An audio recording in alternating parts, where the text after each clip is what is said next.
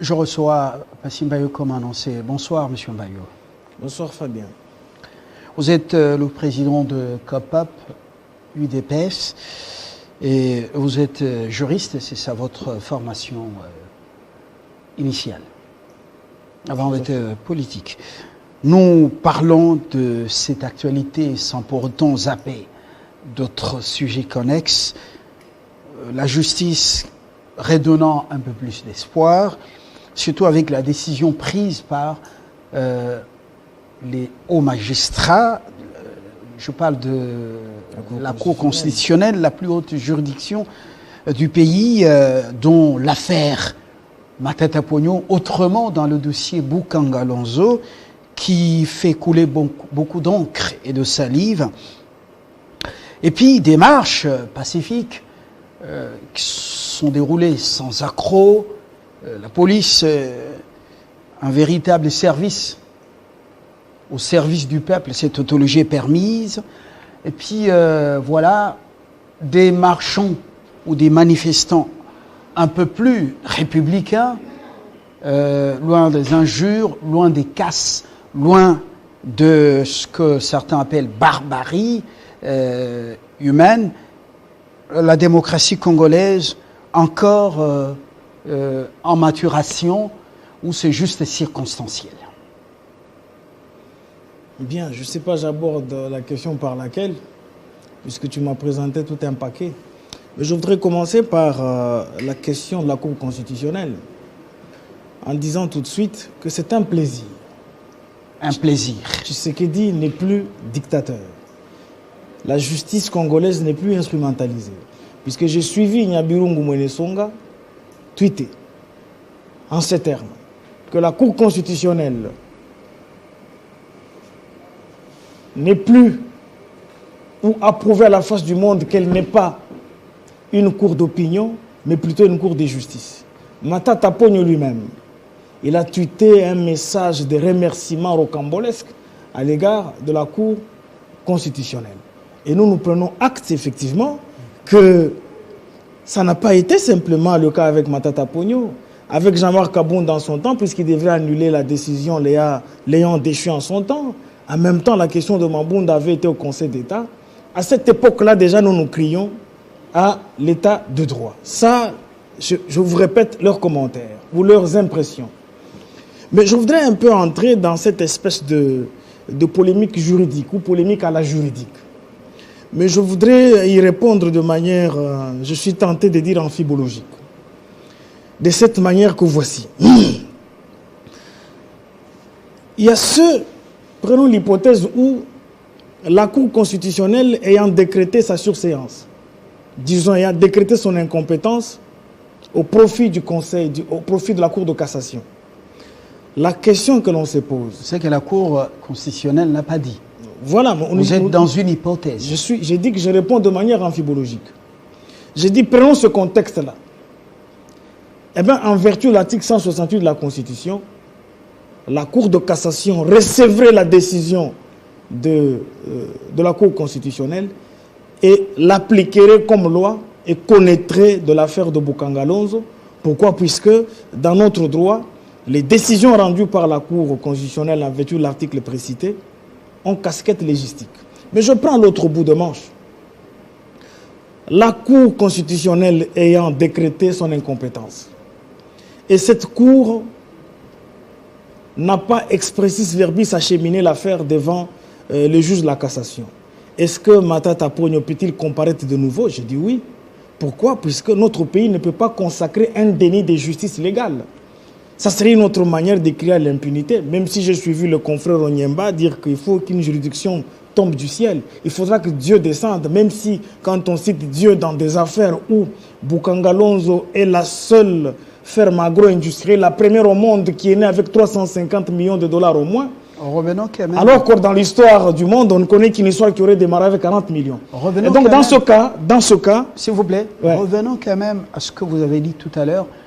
D'abord, Akage a tweeté et demandant justement qu'il y ait poursuite, mais cette fois-ci au niveau du Conseil d'État, à ce que je sache, à moins que je me sois trompé, mais la réplique n'a pas tardé du côté du Conseil de Matata Pogno et consorts, à ce niveau-là, on veut bien être éclairé. Est-ce que la Cour, en se déclarant incompétente de juger Matata Pogno, alors qu'il n'est plus Premier ministre, est-ce qu'elle n'a pas verrouillé la Haute Cour, elle n'a pas verrouillé justement les autres procédures devant d'autres juridictions?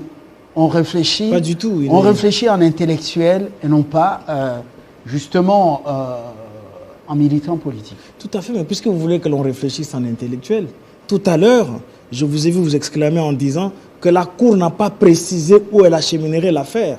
Donc si nous voulons suivre la même logique de la réflexion intellectuelle, prenant en compte ce raisonnement, eh bien, nous disons tout de suite que, encore une fois, il n'est pas dit le contraire, qu'aucune juridiction ne peut connaître de cette affaire. J'ai dit qu'on ne peut pas consacrer dans un pays un déni de justice légale, ça n'existe pas.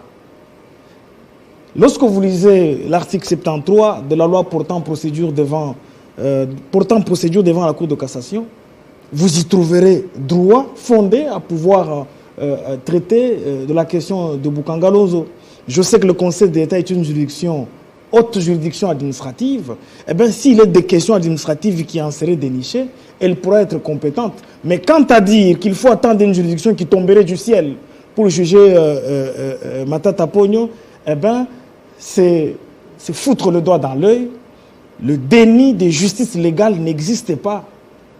Et surtout que quand on est parti à des conventions internationales, comme c'est le cas, on ne peut pas être dans un pays où l'on consacre une certaine impunité légale. Ça n'existe pas.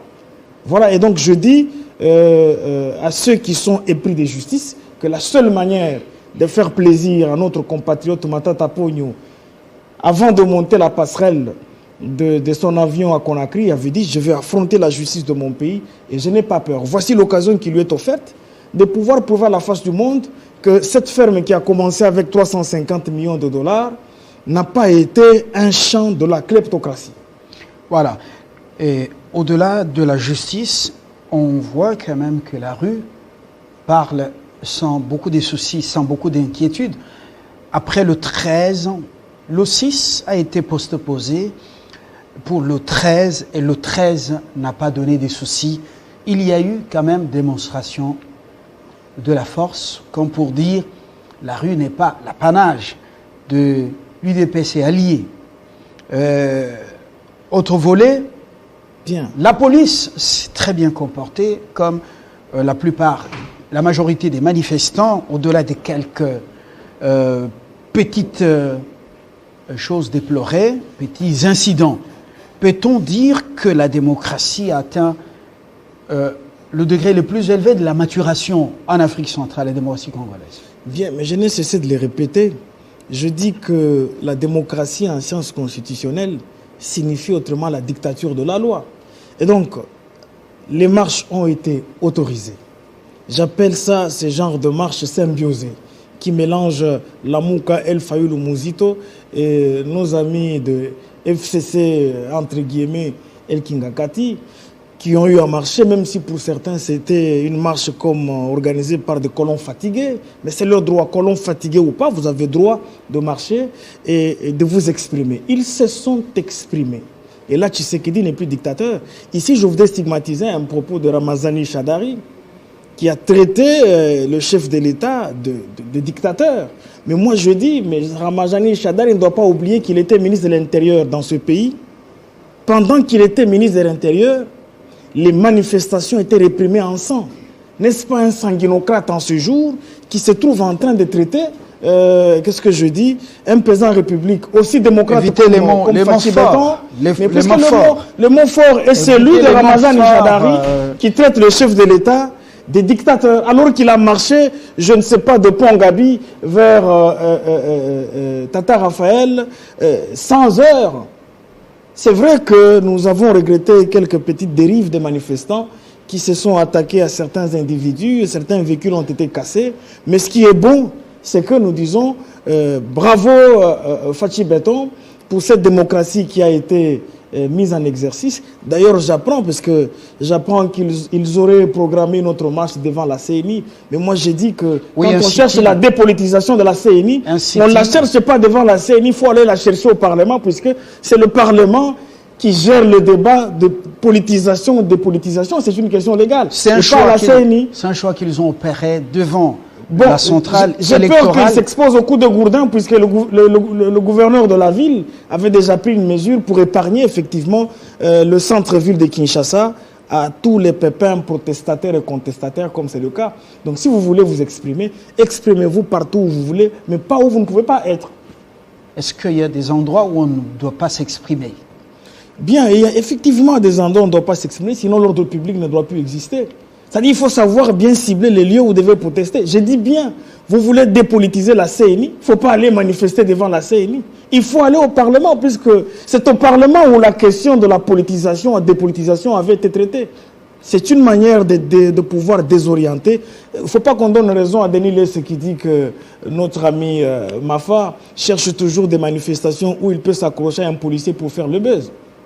Alors, lorsqu'on parle déjà des sit-ins et d'autres manifestations projetées, je crois pour le 26 ou 27, la rue a parlé le 13. Quel est le langage que vous avez capté, le vrai message que vous avez capté, vous qui êtes au pouvoir? Mais le message, c'est que les nouveaux barons, quel est le langage que vous avez capté? Bien, nous avons capté deux choses. Redoutant que le 26 ou le 27, que ce soit un peu plus musculé. Bien, je dis toujours aux jeunes que j'ai vu en train de se disputer l'argent sur l'avenue Pozo, dans la commune de Kala, non loin du siège urbain du PPRD, en disant que ces gens-là qui ont pris l'argent de la République hier, ils en ont encore, il faut continuer à en bouffer. Prenez-y, comme disait le Sphinx de Limété, c'est votre argent. Vous étiez mais avec... À propos du langage, mais oui, mais je dis bien, c'est une base que j'ai là-bas. Et puis, pour parler bien du langage des manifestants, les manifestants ont parlé. Vous savez ce que certains ont dit? Vous faites sourde oreille? Non, on ne fait pas la sourde. Je t'explique.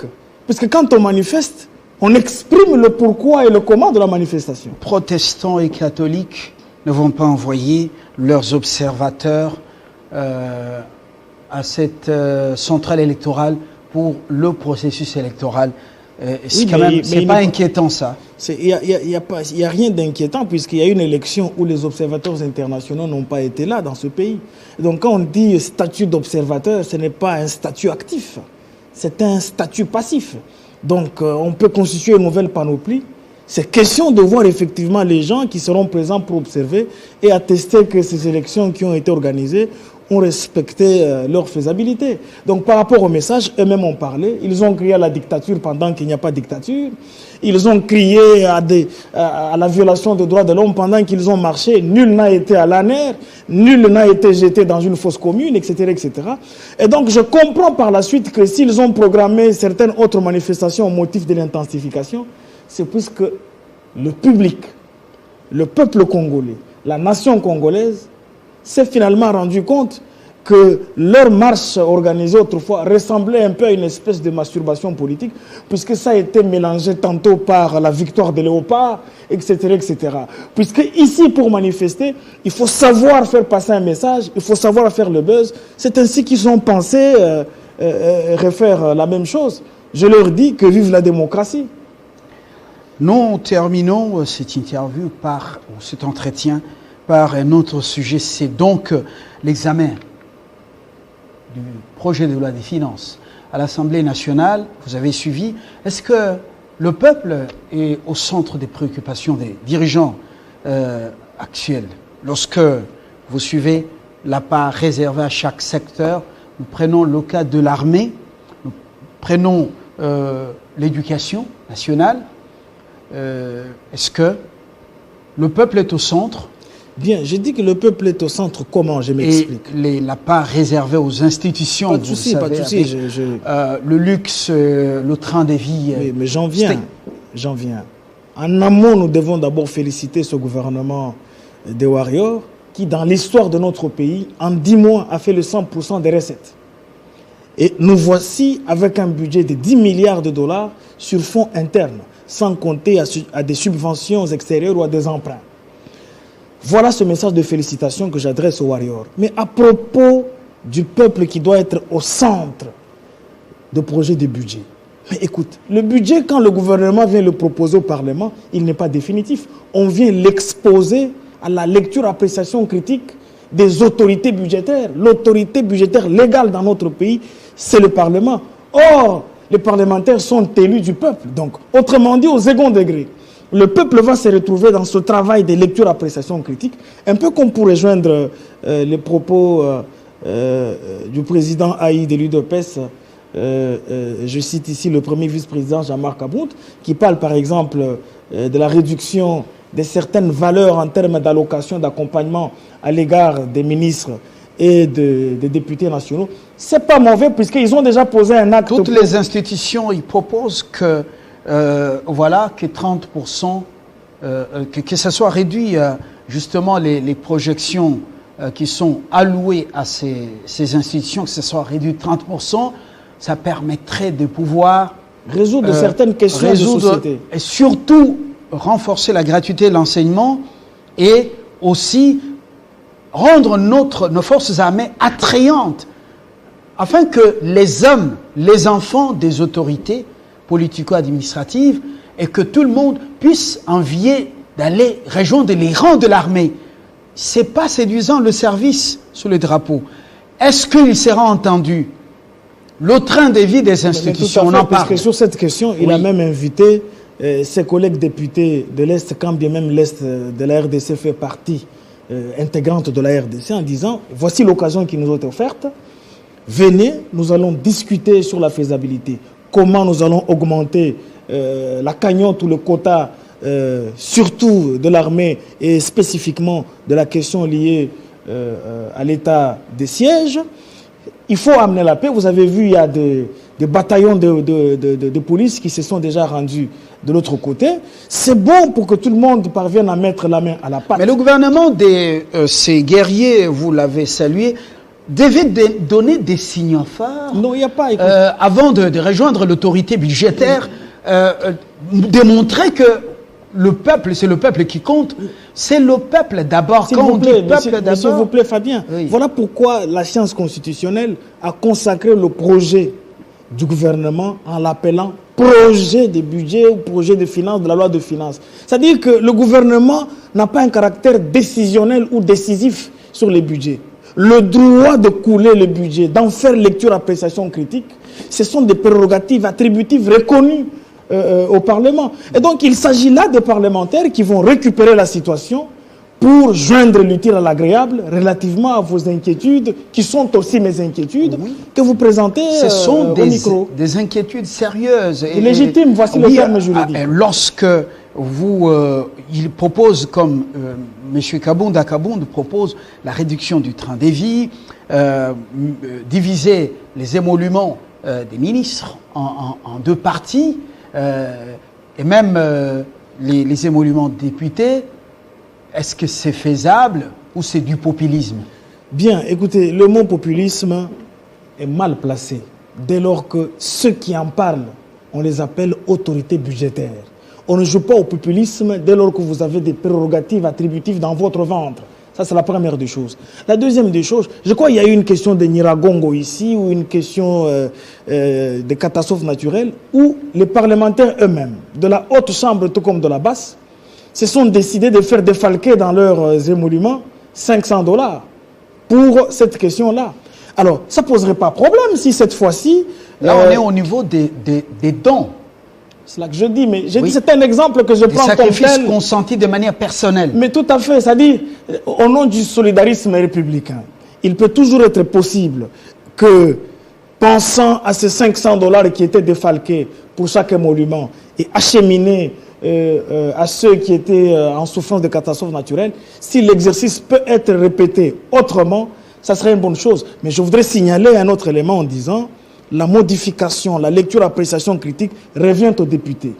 Pourquoi? Puisqu'on a cité gouvernement et députés. S'ils veulent descendre, par exemple, même dans la mandature publique, etc., etc., question de défalquer ce qu'on peut appeler une espèce de caisse, je suis tenté d'appeler ça une caisse à la rescousse de certains secteurs nécessiteux dans notre pays, ça ne poserait pas problème. Mais la force des choses revient à eux-mêmes députés, puisqu'ils en ont le pouvoir. Nous sommes au niveau justement du projet de loi des finances pour l'exercice 2022. À ce niveau, est-ce qu'on peut parler d'une caisse de secours ou de solidarité quand il s'agit de décider de ce qui doit être alloué à tel ou tel secteur? Bien, écoutez, le terme que j'utilise, ça peut se concevoir comme une recherche de définition. Mais il revient à eux, députés, de savoir est-ce qu'ils vont essayer de combler certains déficits à d'autres secteurs dont le pourcentage avait été présenté comme faible, libre à eux. Est-ce qu'ils vont essayer de créer une espèce de caisse à la nécessité? Écoutez, messieurs, ça dépend d'eux. Nous ne faisons qu'en ce jour une espèce d'analyse qui fonderait effectivement nos élus, qui sont représentants du peuple, puisqu'ici il s'agit du peuple d'abord. Le peuple d'abord ne doit pas simplement se limiter dans d'autres secteurs. Un autre secteur important où le peuple d'abord doit jouer, c'est dans les secteurs parlementaires, puisque c'est le peuple qui les a élus, certains au premier degré, certains au second degré.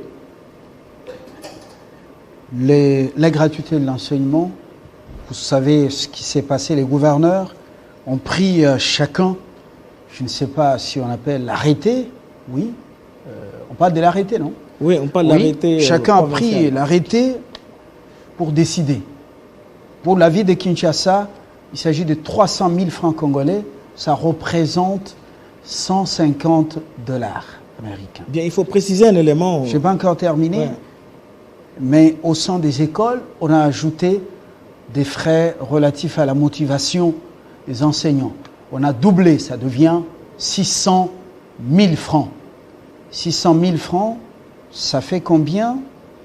Je précise qu'il s'agit... ça fait pratiquement 300 $. Bien. La compte qu'il faut payer, c'est 200 ou 250 $.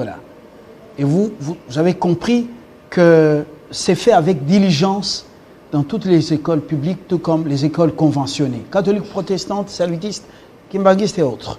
Bien, la première des choses. Pourquoi on veut asphyxier ceux qui ne gagnent pas assez? On veut les asphyxier de cette manière.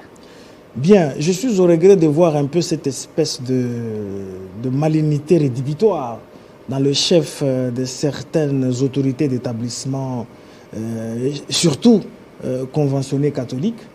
Mais j'arrive d'abord à l'élément important, c'est que bravo au banc syndical et bravo au ministre de l'EPST d'avoir trouvé des compromis avec Santo Abouela Lodge dans la logique de trouver un compromis. Ça, c'était l'élément le plus important.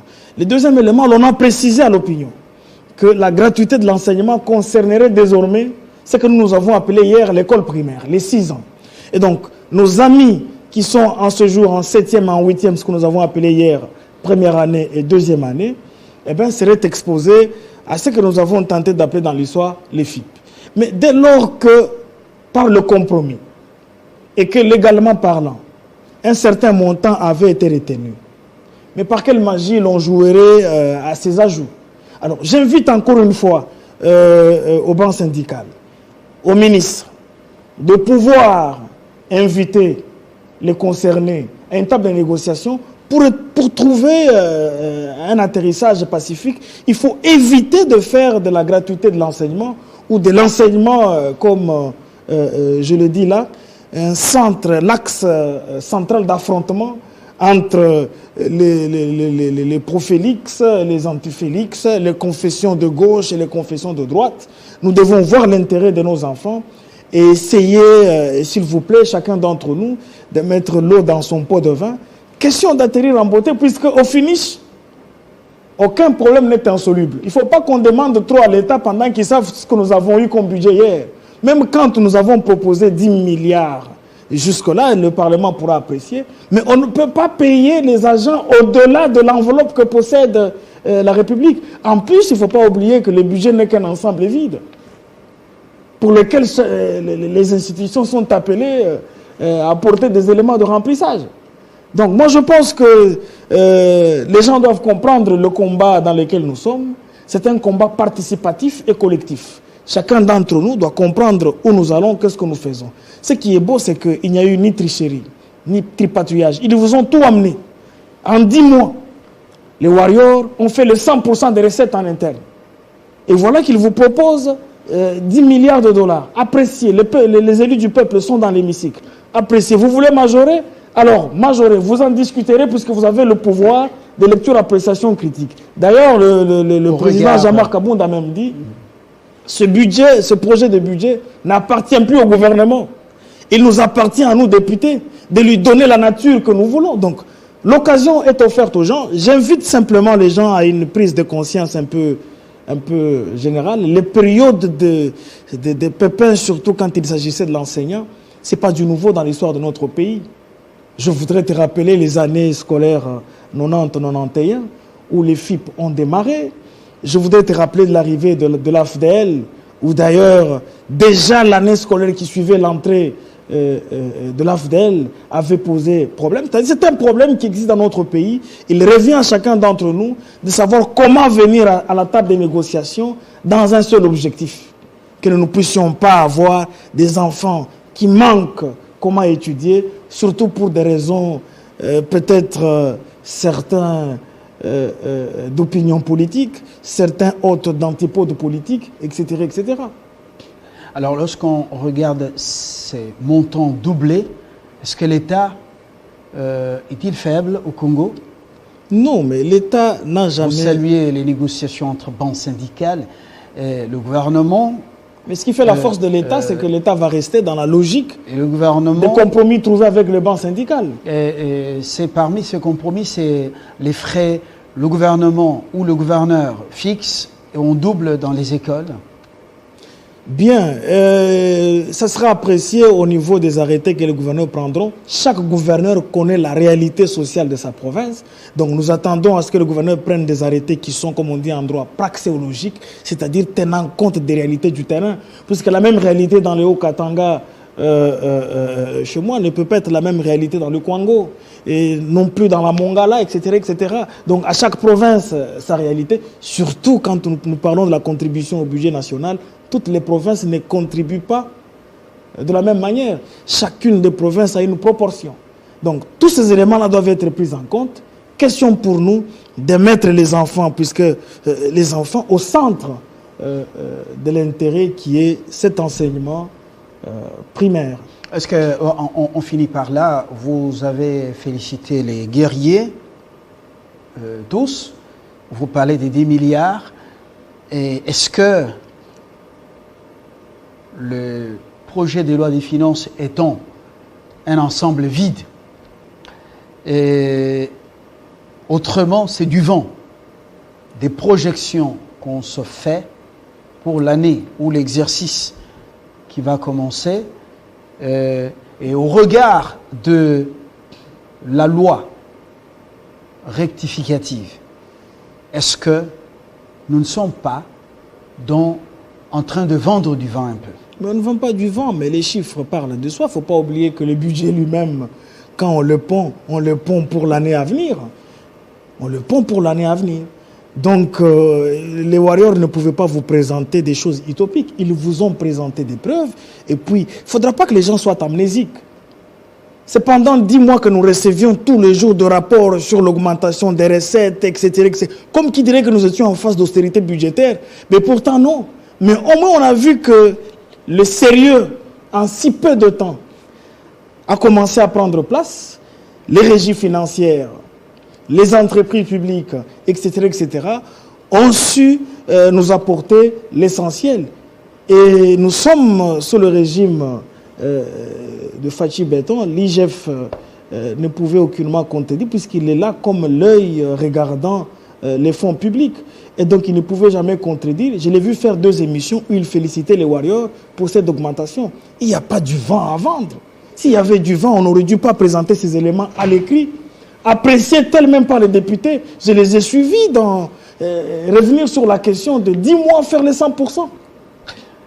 Passim Bayo, je vous remercie. Je rappelle que vous êtes d'abord juriste et vous êtes le président de la COPOP, UDPS, une structure de l'UDPS qui s'occupe de quoi pratiquement? On sent que Populorum Progressio. Oui, mais grosso modo, c'est une structure auxiliaire de l'UDPS qui l'accompagne de fond en comble dans son caractère politique existentiel.